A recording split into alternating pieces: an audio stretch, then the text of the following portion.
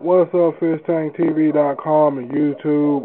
This is Mr. Sticks coming at you on a Monday night.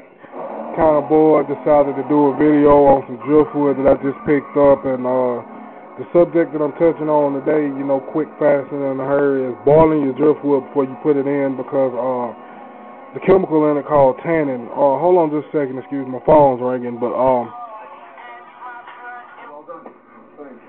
it's a chemical in it called tannin that can, instead of your water being clear like how it is on this tank, let's take it over to the 10-gallon. You can see exactly what I'm talking about.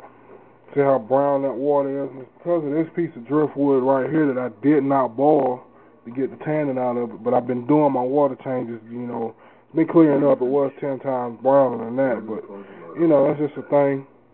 But I went to Petco today and picked up me a piece of Zoo-Med driftwood for about $10. And before I even decided to put it in the tank, the first thing I did was take it to the kitchen, put it in a pot of boiling water. Had just skewed the kitchen and still leftover food in here, but put it in a pot of boiling water to get that tannin out of it, any dangerous type of chemicals or whatever that's in it, because you never know.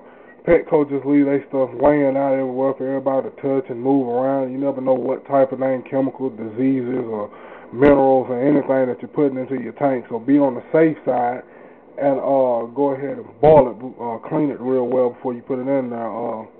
There's different ways to do it. I just like to do the boiling method. On my 10-gallon, I just got lazy and dropped it in there because my pH level was real super high. It was like 9.9 parts per million, and I had to go and bring it down with that driftwood. A lot of people don't know that brings the pH level down. But as you can see, what I was talking about, pulling the tannin out, the browning effect the driftwood can do. I don't know how well you can see it in there. As you can see, like around in the silver part, where it's not clear, it's like a brownish red tea looking color. And if you're not careful and you don't boil it before you put it in there, it can leave your tank like that, stain everything and all that, so do this process first. And how I like to do it, since I don't have a real big pot and I use like semi-big pieces of driftwood, I'll boil one side for 30 minutes on high, flip it over, boil it on the other side for 30 minutes, just keep doing that process until the water clears. And that's before I even put it in my tank.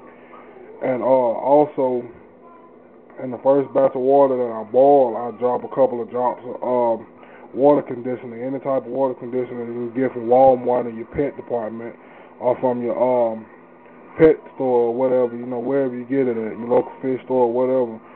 And that also keeps down on minerals and stuff that you don't want in your tank. That's just a little piece of my advice that, I want to touch up on. And the reason why I'm touching up on this is because I actually had someone at the pet store that asked me how to get rid of that and what it was coming from. And I'm like, well, if it's natural driftwood, it's not the plastic synthetic, you will get that browning effect, especially if it hadn't been in water in a while. Or if it hadn't been in water at all, they just go out and chop it off and then, make it ready and available for your tank. And also, reptile tanks and stuff also, you can get the driftwood, put it in there if you sink it. But that's pretty much it. I'm touching bases with that. I'm not sure what my next videos are going to be about, so I'm going to keep it updated on all three of my tanks. So far, this is just the one that I do the most work to. It's only been planted 3 to 4 months now, and I'm working on planting the rest of them and getting me a 100 or 200 gallon cichlid tank. So I'm going to make it do what it do, and I'm going to keep y'all posted. So be safe and have a good night, everyone. I'm out.